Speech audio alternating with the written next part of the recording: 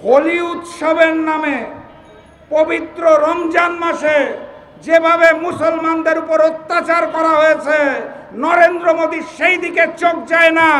উনি নিজের দেশের মুসলমানদের দেখতে পারেন না, উনি এসেছেন বাংলাদেশের হিন্দুদের নিয়ে কথা বলতে। আমি আপনাদের শুভেচ্ছা জানাই জাগপার ৪৫তম প্রতিষ্ঠাবার্ষিকী। আমি আপনাদের শুভেচ্ছা জানাই ফ্যাসিস্ট শেখ হাসিনা মুক্ত বাংলাদেশের।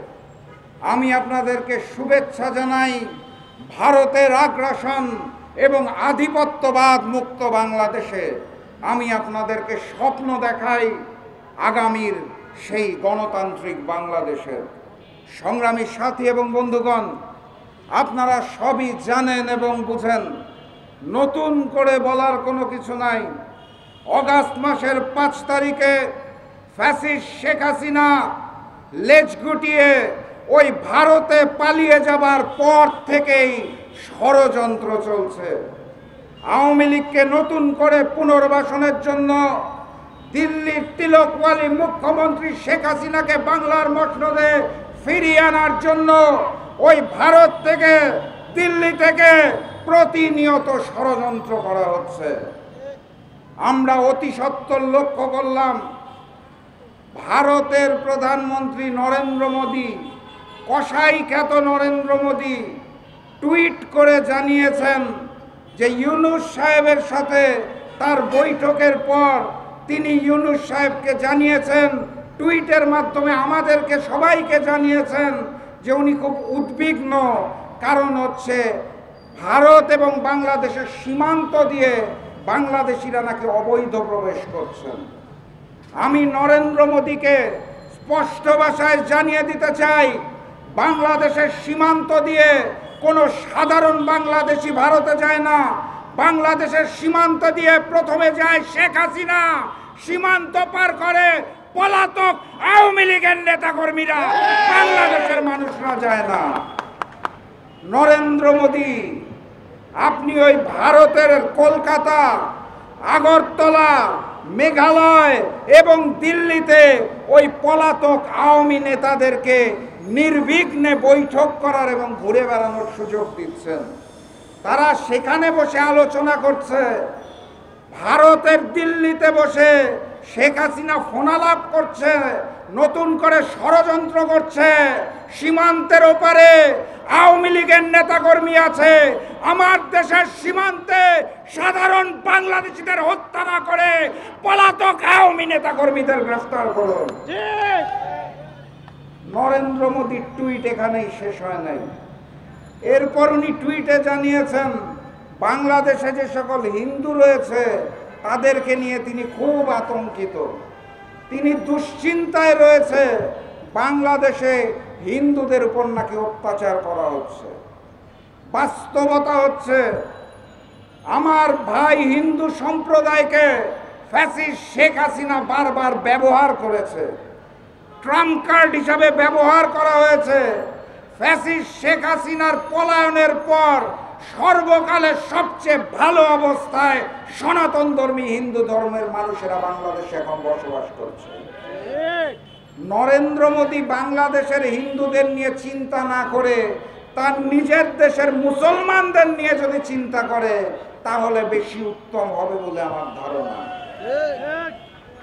ভারতে হোলি উৎসবের নামে পবিত্র রমজান মাসে যেভাবে মুসলমানদের উপর অত্যাচার করা হয়েছে, নরেন্দ্র মোদী সেই দিকে চোখ যায় না। উনি নিজের দেশের মুসলমানদের দেখতে পারেন না, উনি এসেছেন বাংলাদেশের হিন্দুদের নিয়ে কথা বলতে। এই পবিত্র রমজান মাসে হোলি উৎসবের নামে ওই সন্ত্রাসী হিন্দু যারা রয়েছে, উগ্রপন্থী হিন্দু যারা রয়েছে, তারা মসজিদে হামলা করেছে, মুসলমানদের উপর হামলা করেছে। মসজিদে ঠিকমতো নামাজ পড়তে দেয় নাই, নামাজ পড়ে বের হওয়ার সময়, প্রবেশের সময় জোর করে হোলি মাখিয়ে দিয়েছে। নিজের দেশের মুসলমানদের রক্ষা করতে পারেন না, আপনি এসেছেন বাংলাদেশের হিন্দুদের নিয়ে কথা বলতে। ভারত হচ্ছে সেই দেশ, কসাই নরেন্দ্র মোদীর দেশ, যারা নিজের দেশের মসজিদ দেখলেই মনে করে সেই মসজিদের নিচে বোধহয় মন্দির আছে, ভাঙো সেই মসজিদকে। নিজের দেশের মুসলমানদের প্রোটেক্ট করতে পারে না, রক্ষা করতে পারে না, আপনি এসেছেন দাদাগিরি করতে বাংলাদেশের উপরে। কথাবার্তা পরিষ্কার, বাংলার মাটিতে ওই হিন্দুস্তানের আগ্রাসন আর চলবে না, চলতে দাও। সংগ্রামী সাথী এবং বন্ধুগণ, অত্যন্ত দুঃখের সাথে বলতে হয়, ভারতের পার্লামেন্টে ওয়াকফ সংশোধনী বিল উত্থাপন করা হয়েছে। গতকাল রাষ্ট্রপতি ভারতের স্বাক্ষর করে সেটাকে পাশ করেছে। আপনারা অনেকেই জানেন, অনেকে হয়তো জানেন না। এই অবৈধ পরিকল্পনা ওয়াকফ সংশোধনী বিলের মাধ্যমে মুসলমানদের দানকৃত মসজিদ, মাদ্রাসা, কবরস্থান, আশ্রয় কেন্দ্রকে চাইলেই দিল্লির ভারত সরকার এখন দখল করতে পারবে, এরকম অবৈধ আইন তারা পাশ করেছে। নিজের দেশের মুসলমানরা যদি কবরস্থানের জন্য জায়গা দেয়, মসজিদের জন্য জায়গা দেয়, সেইটা ওই হিন্দুত্ববাদী নরেন্দ্র মোদী দখল করতে চায়। উনি এসেছে আমার দেশের হিন্দুদের নিয়ে কথা বলতে। এই সকল নীল নকশা এবং ষড়যন্ত্র চলবে না। আমরা বাংলার মাটিতে বসে সারা জাহানের মুসলমানের পক্ষ থেকে এই ওয়াকফ সংশোধনী বিলের তীব্র নিন্দা এবং প্রতিবাদ জানাচ্ছি। ভারত সরকার শেখ হাসিনাকে পুনর্বাসনের জন্য এখন ইনক্লুসিভ নির্বাচনের প্রস্তাবনা দেয়। ইনক্লুসিভ নির্বাচন মানে সবাইকে মিলে নির্বাচন করতে হবে। বিগত 16 বছরে বিএনপি, জামাত, জাকপা সকল রাজনৈতিক দলকে কোণঠাসা করে শুধুমাত্র আওয়ামী লীগের জন্য এক্সক্লুসিভ নির্বাচন আয়োজন করে সেই ভারতের আজকে দয়া উঠেছে, তারা ইনক্লুসিভ নির্বাচন করতে চায়। বাংলার মাটিতে গণহত্যাকারী শেখ হাসিনা, শেখ পরিবার এবং আওয়ামী লীগের কবর আগস্ট মাসের 5 তারিখে রচিত হয়েছে। জয় বাংলা নিষিদ্ধ হয়েছে। আওয়ামী লীগের রাজনীতি আর চলবে না। কথাবার্তা পরিষ্কার, বাংলাদেশ আগস্ট মাসের 5 তারিখের পর একটি স্বাধীন এবং সার্বভৌম দেশ।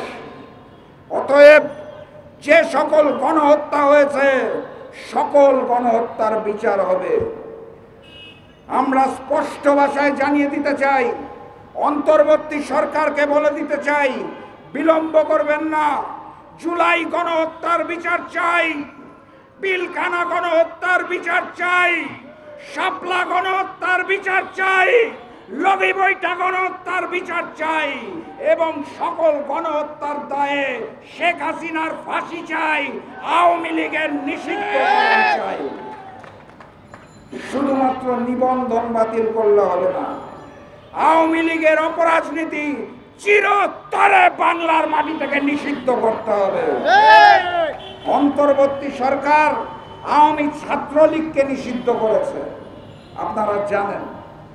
সেই ছাত্রলীগকে অস্ত্র দিয়েছিল কারা? বুদ্ধি দিয়েছিল কারা? হত্যার আদেশ দিয়েছিল কারা? যদি ছাত্রলীগ সন্ত্রাসী সংগঠন হিসাবে নিষিদ্ধ হয়, তাহলে সেই ছাত্রলীগের আদেশদাতা আওয়ামী লীগকেও চিরতরে নিষিদ্ধ করতে হবে। বক্তব্য দীর্ঘায়িত করব না। সর্বশেষ বলে দিয়ে যেতে চাই, সকল গণহত্যার বিচার করতে হবে, আওয়ামী লীগকে নিষিদ্ধ করতে হবে এবং ভারতীয় আগ্রাসন ও আধিপত্যবাদকে রুখে দিতে হবে। এই 3 দাবি নিয়ে জাগপার সংগ্রাম চলছে, জাগপার সংগ্রাম চলবে ইনশাআল্লাহ।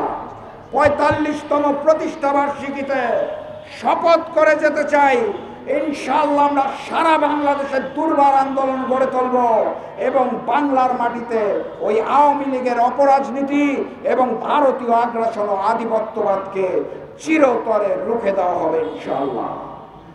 আজকে আর বক্তব্য দীর্ঘায়িত করব না, তবে বুলন্দ আওয়াজে গর্জনের সাথে আওয়ামী লীগের অপরাজনীতির বিরুদ্ধে এবং ভারতীয় আগ্রাসনের বিরুদ্ধে একটা গর্জনশীল মিছিল হবে। এখান থেকে মিছিল শুরু করব।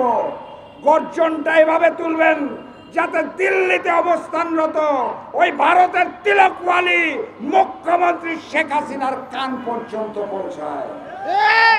ইমানদারির সাথে আওয়াজ তুলতে হবে, আওয়ামী রাজনীতি নিপাত যাক, নিপাত যাক, ভারতের আগ্রাসন নিপাত যাক, নিপাত যাক। ইমানদারির সাথে মহান রব্বুল আলামিনকে সাক্ষ্য রেখে গর্জন তুলুন, আমরা নতুন বাংলাদেশ এবং গণতান্ত্রিক বাংলাদেশ গড়ে তুলব। বক্তব্যের শেষ পর্যায়ে জাগপার প্রতিষ্ঠাতা সভাপতি মজলুম জননেতা শফিউল আলম প্রধান, অধ্যাপিকা রেহানা প্রধান সহ যারা জাগপার জন্য আজীবন রাজনীতি করেছেন এবং জীবনদান করেছেন, সকলের প্রতি শ্রদ্ধা রেখে আমি আজকের মতো বিদায় নিচ্ছি। বিজয়ের পথযাত্রা শুরু, জীবন অথবা মৃত্যু। আসসালামু আলাইকুম।